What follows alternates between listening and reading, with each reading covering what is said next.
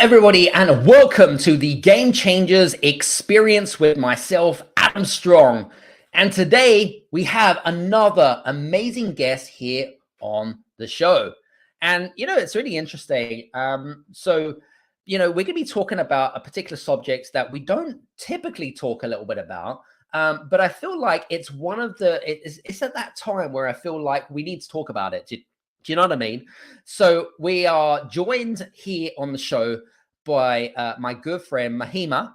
And Mahima is Europe's #1 self-mastery mentor. She's a master trainer. She's been a speaker and a best-selling author. And she's spoken on the stages with the likes of Richard Branson and Les Brown, Lisa Nichols, not to mention just a few. She's a real powerhouse when it comes to what she's doing. And believe it or not, one of the things that you don't know about her is that she's done over 10,000 hours of meditation, which is an absolute dedication to that art. And she's helped thousands of people from around the world in terms of helping them to find clarity, but more importantly, to help them find purpose and happiness in their life. And you know what? We all desire that. We all are destined to want that. But we're going to be talking about some really interesting conversations about today, ladies and gents. So before we get started, okay, a few housekeeping rules just before we get started. First of all, if you are listening to us live, use the hashtag live, use the hashtag replay, of course. And if you have any questions for myself or Mahima, feel free to use the comments in the comment section below. So feel free to do that. But also, you are welcome, and I would highly endorse that you do this, is if you are listening to us on LinkedIn or on YouTube, make sure that you are following me and Mahima and subscribe to our channels, but make sure, more importantly, to hit the bell notification in the top right-hand corner. For you guys that are listening in on the podcast, of course, we make sure that we put all the description notes and any links that you will find useful to me and Mahima's conversations and anything that is going to be based around our conversation. So what are we going to be talking about today? Well, we're going to be talking a little bit around meditation. Now, interestingly enough, okay, there's a lot of false perceptual realities around what meditation is or isn't. So I want to talk a little bit about that, but I also want to talk a little bit about how entrepreneurs and leaders such as yourself, how you can use meditation as a way to move the needle. Okay, so and this is something that I learned from a mentor. Where you are right now is not where you are right now. In order to be over here, which is where you want to go, something needs to change, right? Something needs to change, whether it be through your mindset, whether it be a shift, whatever it might be, something needs to change, okay? So we're going to be talking a little bit about that. We're going to be talking a little bit about, how to how the people that are, have used meditation in the past and said, do you know what? It hasn't worked for me. We're going to be talking a little bit about that. And because the people, there are Olympic athletes, there are people like Jack Canfield, for example, who endorses a lot of successful leaders and entrepreneurs to use these types of techniques and tactics in order to shift the needle. And we're going to be talking a little bit about today. So I hope that you are going to enjoy our conversations. And again, feel free to use the comments in the comment section below. That would be super awesome.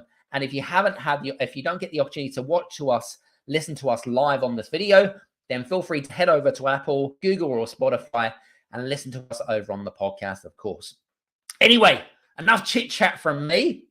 Let's bring the main lady of the show, Mahima. Welcome to the show. Hello, everybody. Oh my God, what a joy and a pleasure to be here with you. Thank you for having me here. It's amazing. I can't wait to dive into this brilliant topic. Awesome. Love it. And, it's interesting because, we were speaking offline, and one thing that I noticed about our energy is that it's kind of very similar. our vibrational energy, because I'm kind of into energy. I mean, what do you think that, do you think I'm right, or what do you think? Absolutely. I just like, we were definitely vibing. You were sharing your ideas. I felt like a symbiosis. Yeah, very good energy. Energy is everything, right? Like most people Absolutely. don't even think about that because unfortunately become talking heads, right? And they have no idea what they're putting out vibrationally, and it's rather sad actually. So yeah, that was one of the first things I noticed. Great energy, which for me always leads to more heart consciousness when you are aware of your energy and what you're vibrating. So yeah, we're definitely met straight in the heart frequency. I could feel that. I was feeling the love. Appreciate that. Yeah, I definitely felt the same as well. So anyway, let's dive straight in, because I'm excited about it today. We've got audiences from over 59 countries listening in. So we've got a big global audience, which I'm really excited about. And hopefully you guys are really going to hear not just some great value bombs, but depending on when you are listening to this, of course, if you listen to this on the podcast, what I would highly recommend is make sure that you rewind, go back and listen in, because I've got my notebook here, ladies and gents. I always love to make notes when I'm speaking to guests, but more importantly, there's going to be a lot of value bombs that's going to be dropped in our conversation. And so what I would highly endorse you do is to go back and re-listen to what our conversations is all about. So anyway, I want to jump in because I know that, let's get some context for our audience, because I know that, you are a speaker, but also, you've been on the stages in Singapore, in Sweden, in London. We have a lot of mutual friends, of course. But you're not originally, I mean, you're based in Europe at the moment, you're in Switzerland, but you're originally from Zimbabwe, which is I've heard such amazing things about Zimbabwe. By the way, do you speak Afrikaans? I have to ask. I don't speak Afrikaans, unfortunately, but my grandmother was Afrikaans, right? Yeah. And yes, I'm from Zimbabwe. And yeah, how did I get from Zimbabwe to Switzerland? Is that what you wanted to ask me? Absolutely, yeah. I mean, what's the story behind this? Because I know that you also came from quite poor background. I mean, Zimbabwe is not the most not seen as a wealthy Western country, is it? It's an African state and kind of stuff. It's really interesting. Recently, someone shared a video with me saying that Zimbabwe is on number one spot of one of the most miserable countries in the world right now. Oh, and wow. The interesting thing is Switzerland is on the top position as the least miserable country in the world. So just fun fact, okay? I don't know if I agree with any of this, but that it was really like on a news thing where they've done this whole scale, and they measure it by Right. inflation, by lack of employment, and all kinds of things. So yes, I'm from one of the most miserable countries in the world, and I live in one of the least miserable countries in the world. And Zimbabwe, I got from Zimbabwe. I got out of Zimbabwe because when I was young, 18, I met a Swiss guy. He was 28, so he was 10 years older than me.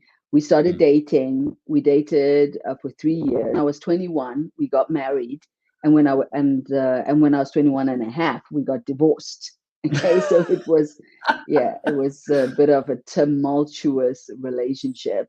But what did come out of that was the Swiss citizenship that then allowed me to be able to leave Zimbabwe, and I started traveling. One of the first places I went to was India, where I started my personal growth journey. I was a complete skeptic around, when I say skeptic, I was clueless. I had no idea about meditation. I wasn't looking for a mentor. I wasn't looking for a guru. I wasn't looking to meditate. I literally was escaping Zimbabwe because my ex lived in Zimbabwe, and I felt like the country was too small for the both of us. So I needed to get out of there. And, my travels took me to India. Thank goodness I went there, because, and how it took me to India was literally this guy that I'd met about 6 or 7 months before all of this.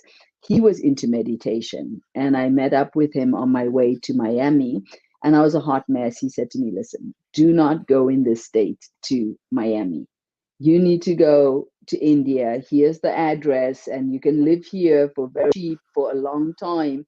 And that all made sense to me, being 23 years old, not having a huge amount of money. I thought, why not? And so I went to India.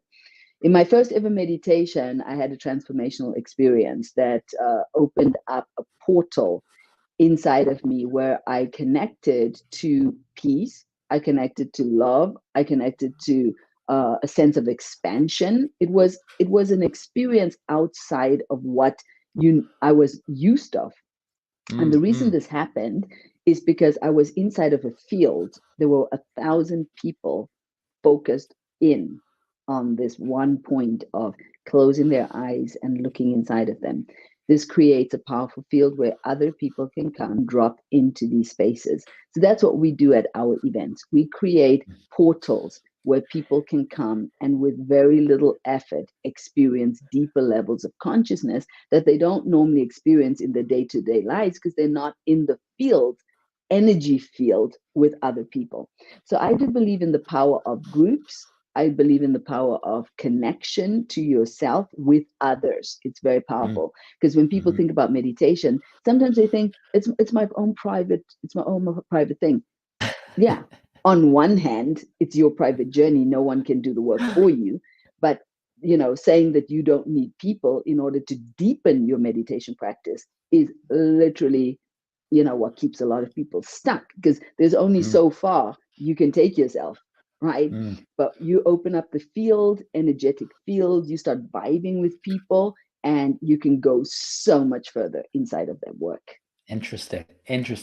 When you had your first experience of meditation, I mean, how did it make you feel? I'm just curious because like we all have different experiences. You said that you experienced some sort of portal, but there must have been like, was it kind of like, were you blown away or was it kind of like just a reality check?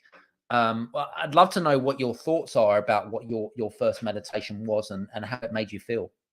I was blown away.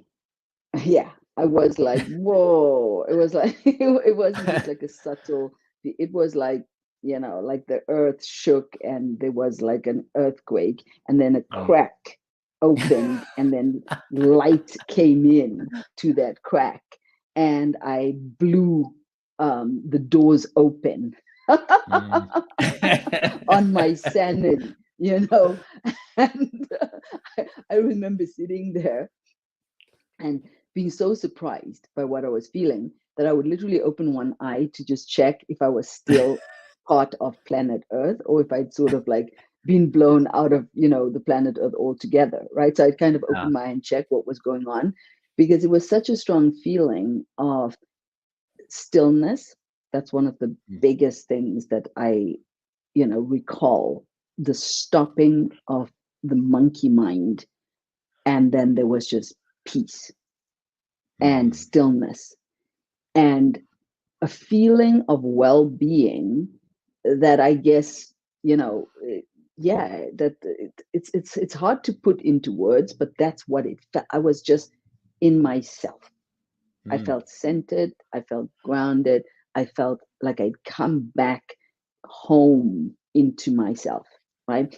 It was like discovering a part of yourself that you didn't know existed, right? So because I'd lived up in my head thinking, worrying, judging, complaining, criticizing, defending, being scared, like that was what I knew as a kind of default setting. And so, and this was like as this sort of experience happened, the way to describe it was like stillness, peace, ecstasy, bliss, joy, calm, connection, expansion, being. And so it was very powerful. It was extremely powerful. I sat in the hall where there had been 1,000 people gathered, and this experience happened, and I kept sitting there. And when I opened my eyes, the hall was empty because people had left and I had stayed sitting and wanting to continue being a part of this experience that I was experiencing. So yes, that was my first meditation. And I went back to my hotel room. I didn't know anyone at this ashram place. So I couldn't talk to anyone. I just went back and slept. And the first thing I did when I woke up the next day, I sat without knowing how to meditate to check, do I still have this connection? And it was still there. This feeling was still there. And then I sat for 2 hours. I sat for 2 hours in my first alone meditation. So obviously I have some kind of a gift, or I do not know, some kind of relationship with this meditation thing. It's like somebody who finds out that they can play the piano without ever playing the piano, or someone who finds out that they're really good at adding up numbers in their head. That was kind of what happened to me with meditation. I found it found me, and it was just like from the beginning, or like this. So I stayed. I worked on myself for 5 years. And while others were studying geography or biology or whatever, I was meditating for hours and hours every day, either alone or inside of the community. And I knew that this was going to be part of my life. And I do believe that. I believe that we have gifts, we have talents, we have things that we are naturally gifted at, and then you have to work on it, right? You have to practice. And as we practice, we get better. Yeah. It's interesting. What I was going to say to you, do you think that when you had your 5-year stint in India, because that's what you said, right? 5 years, right? It's a long time. Yes. So, I mean, was there at any point in time, was there ever a point in time, because you said before you kind of went to India and, you were, in your head, you were complaining and whinging and moaning and that kind of stuff and feeling very judgmental about others, and then what you thought of others and what others thought about you, that kind of stuff. Did that ever come creeping back into your mind, whether it be self-doubt, then that affected then that kind of affected the way that you were, I suppose, try to move your life forward? But did you ever have those obstacles or those kind of like, oh, yeah, I need to kind of do you see where I'm going with this conversation? Absolutely. I know exactly what you're saying. So here's the thing. We are human, and part of being human means shadow and light. There is no other way for it to be, because on planet Earth, it is in the fabric of the nature of reality, which is one of my teachings, nature of reality. Now, if there's, I believe we're living in a solar system full of different planets. Maybe there's a planet where it's just light. It's just light. There's only light. They don't know darkness. Maybe there's a planet where there's only darkness. There's no light. But on planet Earth, there are two opposites. There's happiness and there's sadness. And both are a fabric of what makes sense here. There's life and there's death. I mean, these are two opposite things, but they exist. So inside of us, we need to learn to make peace with these, what I call the nature of reality, which is the opposites. You will not just be happy, happy, happy, happy, happy. It's impossible. There will be things that will come into your life that will make you sad, that could even cause misery inside of you. And meditation is the art of gaining distance from what I call the ego mind, which is the personality, the story, right? Without a body, there's no pain. Without a body, there's no hot and cold. Okay, so this exists in the duality of form. And there's a part of us that is spirit, which is formless. You came into this world with nothing, you're going to leave with nothing. Yeah. And there is a consciousness that is aware of you, even when you're sleeping. That's why you can wake up and say, oh my God, I had a terrible night's sleep. There was something that stayed conscious, right? Even in deep sleep. So we have this consciousness, this awareness. You can call it a soul, you can call it a spirit, you can call it no name if you prefer, but there's something that comes into the body, and then there's something that leaves the body, right? And so I feel the body is a container for that essence. When we connect to that essence, there's that we perceive life differently.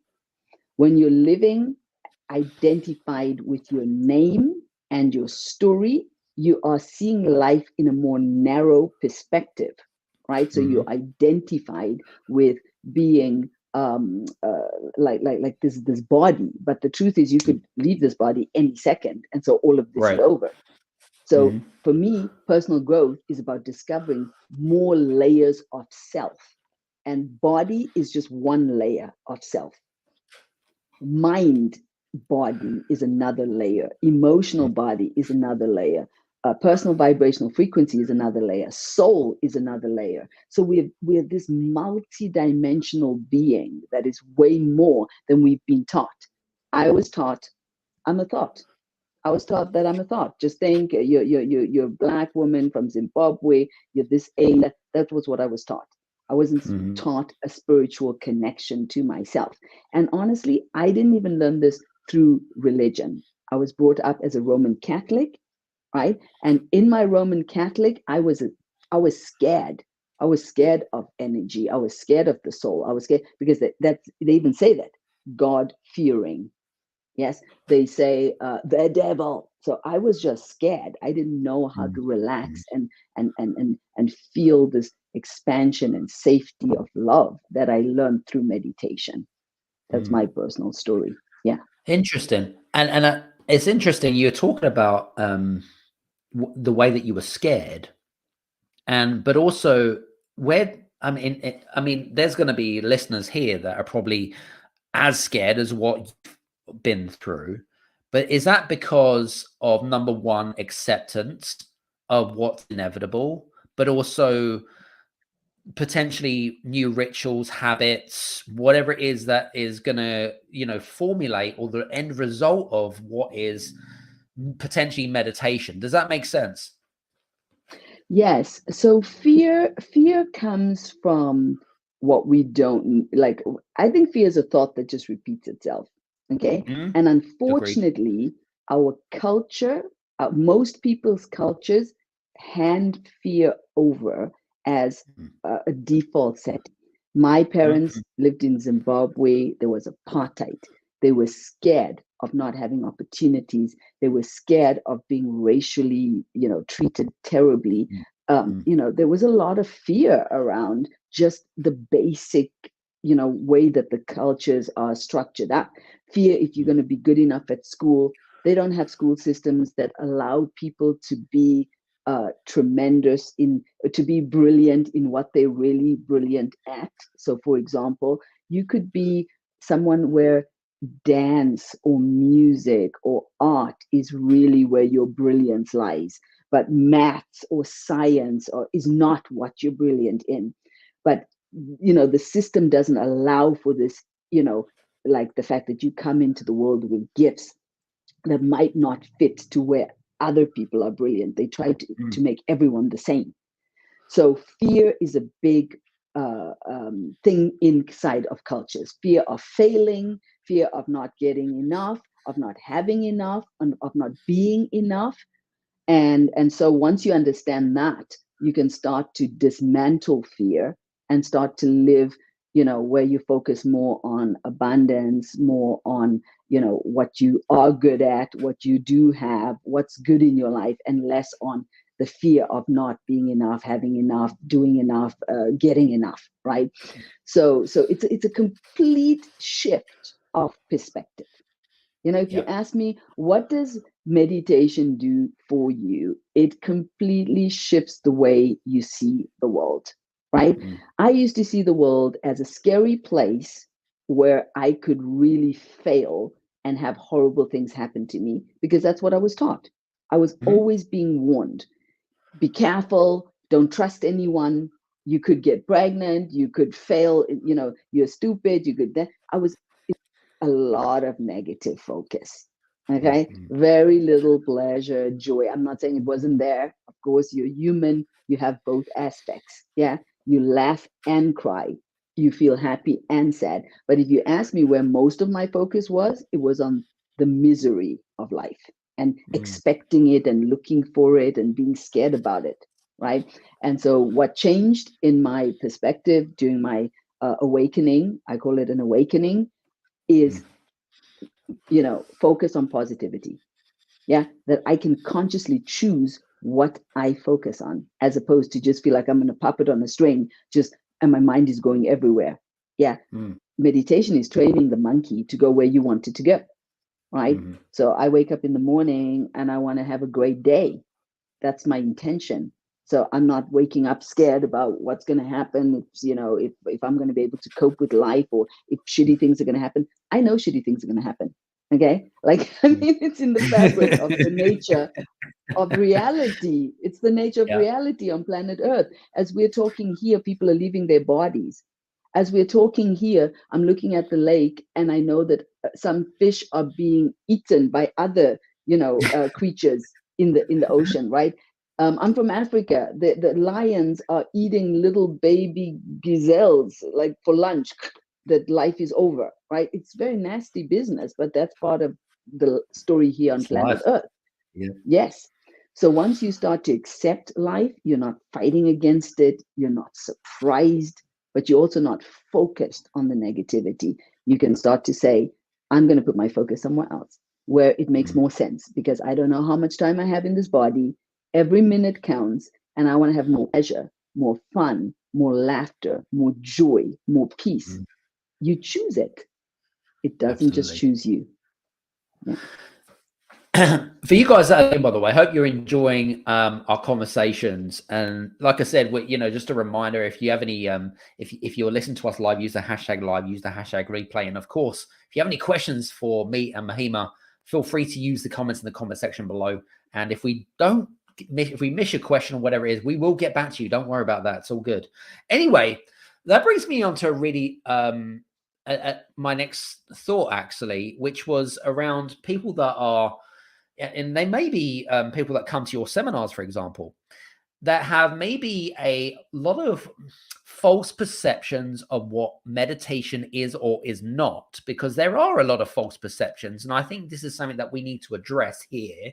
And maybe we could kind of have a conversation around that, but also talk a little bit about the opposite to those perceptual realities and where they potentially come from. So, because I want to share a personal experience, because when I think about the word meditation, and again, this is not what I generally feel now, but this is what I used to think. I used to think that meditation was just it's just a bit fluffy. It's a bit of fluff, and I'm not very spiritual or religious, that kind of stuff. And I've got a mind that is all over the place. And you talked about stillness in your conversation, right? I find it very difficult to sit still for not let alone hours, but for minutes. What would you say to me back in my old self? Because I'm sure that there are people here listening here that probably have or are experiencing exactly the same false perceptual realities of what meditation is. Yes, I love that. Meditation is self-love. It is respect. It is understanding that you need to build a relationship with yourself that is extraordinary, because you will be with yourself 24/7, 7 days a week, 365 days of the year, for however long you're going to be in this body. So this relationship matters. You want to listen to yourself. You want to feel yourself. You want to take care of yourself. You want to pour into yourself. You want to nurture yourself. So it's just about building a relationship. The same way you want to be in a relationship where somebody listens to you, where somebody feels you, where somebody gets to know you. They know what you like, what you don't like. They know what makes you angry or what makes you sad. They know it's just about getting to know yourself, spending quality time with you. Most of us are scared of ourselves. That's why we can't sit still, because we start to hear thoughts, we start to feel things, and we're scared. And then that's why we want to keep on distracting ourselves. But the problem is that that lack of connection to self can create problems inside of your physical and mental body, right? That's how people get to depression, burnout, all of these things. It's because they've disconnected from themselves, their body, right? And they're not listening anymore to the signs of, hey, I'm tired. Hey, I need more good food. Hey, I need sports. Hey, I need stillness. Hey, I need calm. I need kindness, right?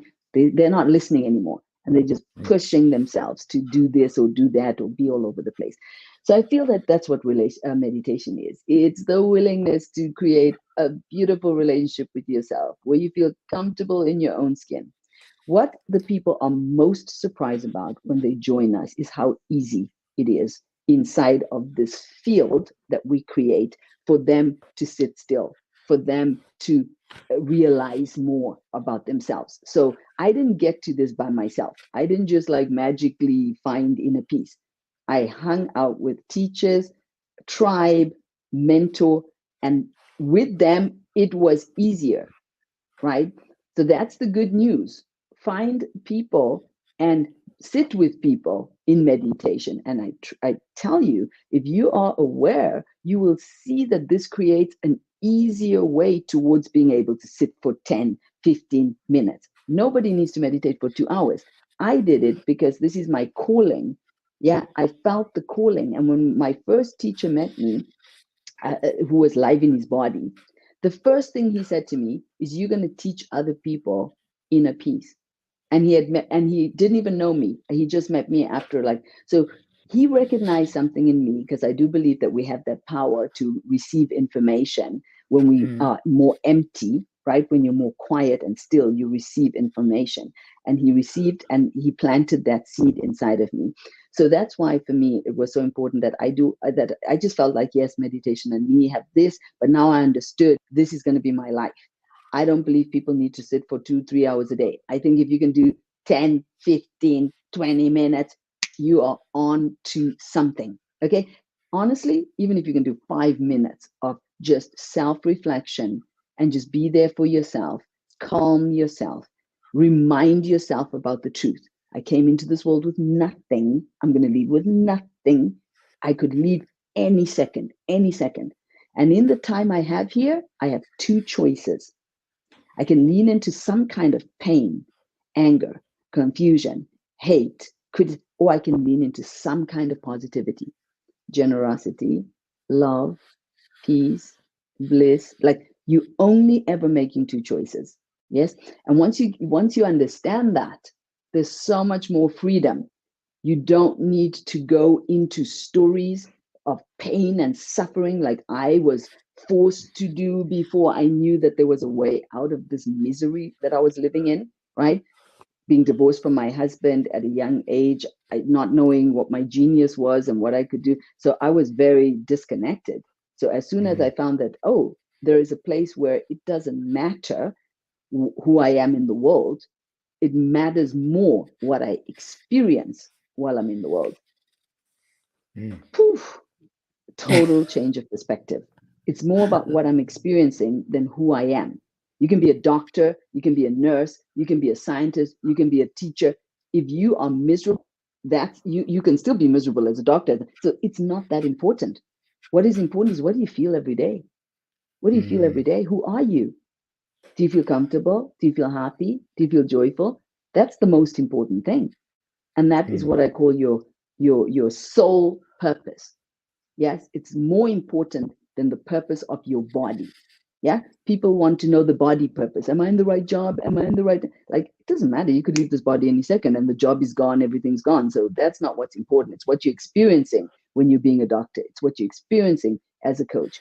So let's get the shift of what matters. Let's start to focus on what matters. Your life is precious. What you're experiencing matters, right? And many people, when they come on our campus, they love the fact that they learn they are worthy of joy. They're worthy of ecstasy, of bliss in their daily life. You don't need to just suffer and be, always fragmented, scared, lost, confused, and all these negative emotions that we're taught. That's life. That's life.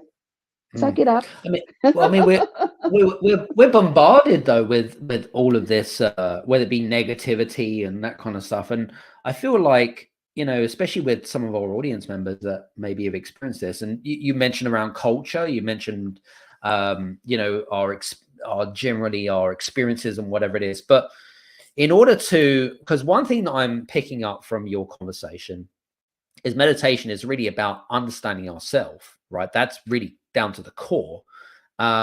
Self-awareness, which is really, really important. Self-awareness, knowing what we are in terms of our strengths and weaknesses, but also what we need to make improvements to and how we're feeling about ourselves.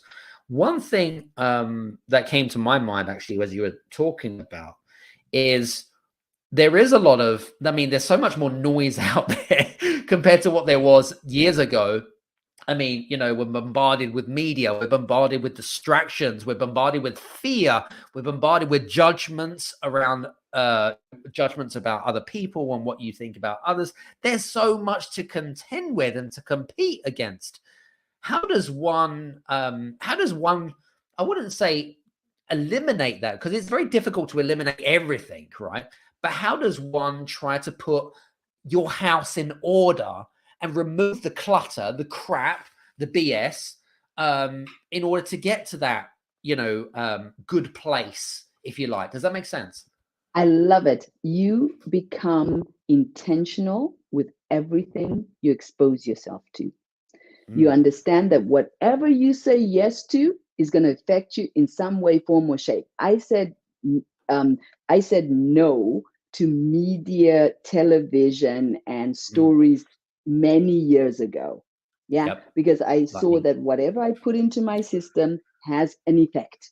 So if I'm sitting around listening to all the news about, Trump, about, this and that, about, COVID, and I'm just like blasting myself, that is going to have an effect on me, right? True. So I get to choose what I put into my system. The same way you choose what you put into your body. It's unfortunate most of the time in a lot of places, there's a lot of crap, and that's the main choice you have, right? It's hard to find the good food where that's not so much sugar, not so much that, right? So there's a lot of crap, and then you have to find the good stuff. Okay, so you need to become very selective. Who do you talk to? Who do you hang out with? Right? And it's not snobby. It's just knowing who you are and knowing how it affects you. Yeah. I know that when I eat sugar and I eat crap, it affects me negatively. Right? So then I need to say, I'm just not going to make that choice. I'm going to eat healthy most of the time. And we're not looking for 100%. I don't look for 100%. I look for 80%. Can I make 80% good choices for myself? Right? So that is how you do it. You become, I wanted to use the word brutal, but it's a strong word. We don't need it. You become highly selective. Yeah. And you say yes to the things that light up your spirit, that give lightness and give joy. I actually, used to call it following my bliss. That's how I would state it. I'd say, I live by following my bliss. I do things that I love and that make me happy. For example, when I'm looking to invest in myself, I don't look at what am I not good at? Let me spend more money trying to train my weaknesses. No, I want to train my strengths. So I'm a speaker, trainer. Let me invest in becoming a better speaker and a better trainer. Yeah. Some people say, no, I'm not good at this, or I want to invest in that. No, invest in your strengths, because then you're having fun. You're becoming better and better at what you're good at. So it's all about selection.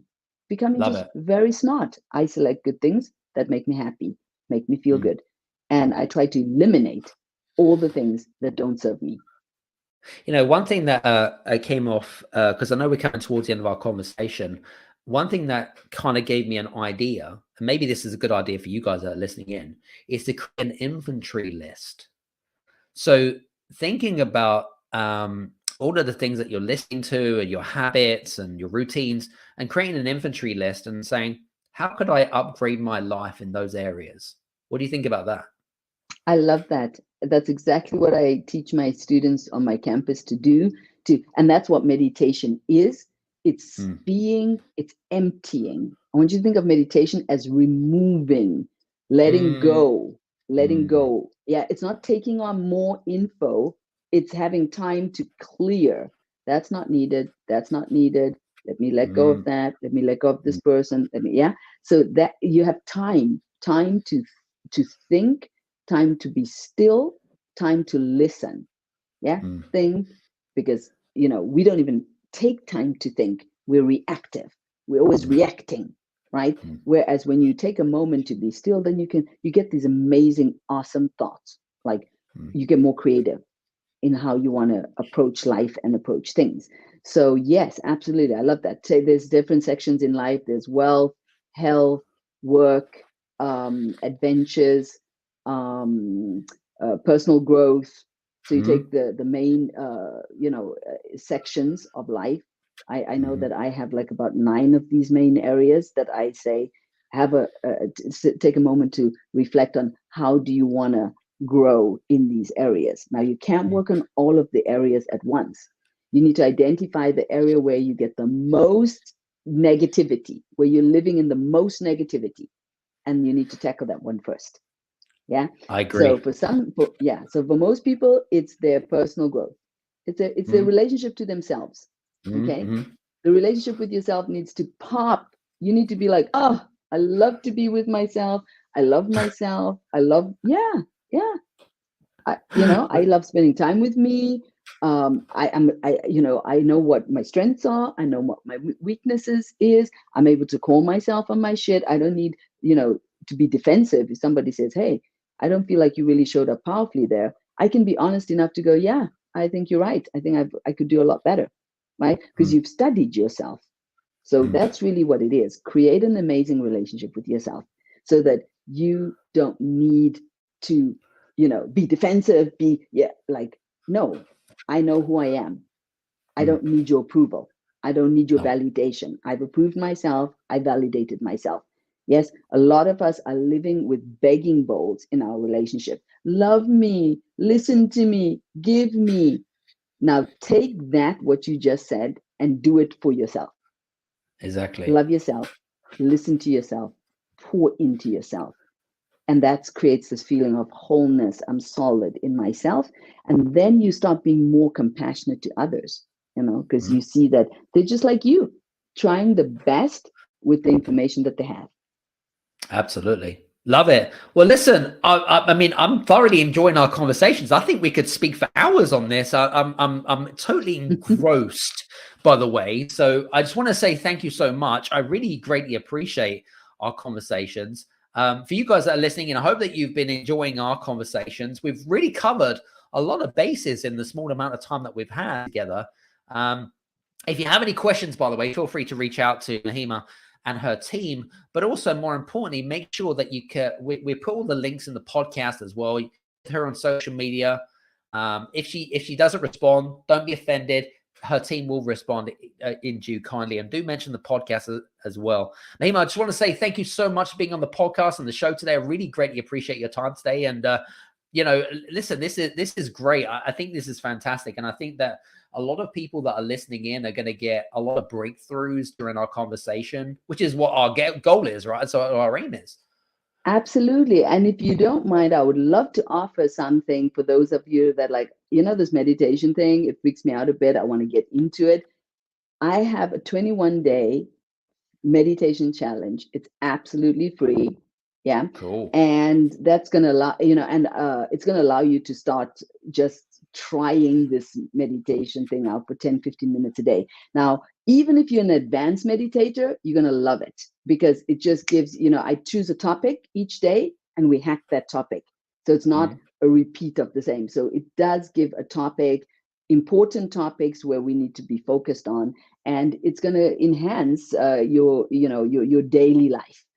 10 to 15 minutes a day. It's called my 21-day meditation challenge. You're getting my international best-selling book, and on top of that, a 7 days reprogram your mind, which gives you a different perspective on life. So if that's exciting, just head over to my website and pull that out for yourself. It's free. There's nothing that you need to pay for that, and it has 3 programs in it. So for those that feel like I've opened a portal, but they want to go further, there's that opportunity. I'm blown away by your generosity. So I just wanted to say that. So thank you so much. And you know, and that's the reason why we similar energy and stuff like that. Is we love giving value to our audience and really serving a purpose more than anything else. So I just wanted to say thanks again, once again, and I really greatly appreciate you. And for you guys that are listening in, just want to say thank you so much for listening in from me and Mahima from today. And hopefully if you enjoyed today's show, feel free to leave a 1 or a 5-star review on Apple or on Spotify. Greatly appreciate that. Anyway, from me and Mahima, greatly appreciate you. And hopefully we'll see you again on the next show. Take care and see you soon. Take care. Bye-bye.